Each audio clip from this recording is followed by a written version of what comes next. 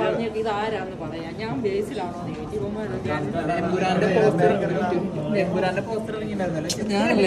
ഞാനാണോ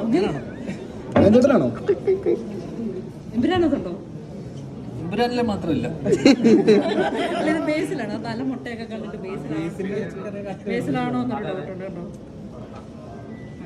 ആ ചെവി ഈ ആൻചെവിയാണോ ബേസിന്റെ?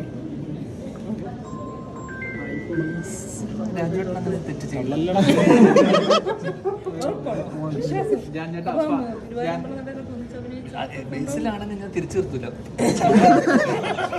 അവൻ തിരിച്ചു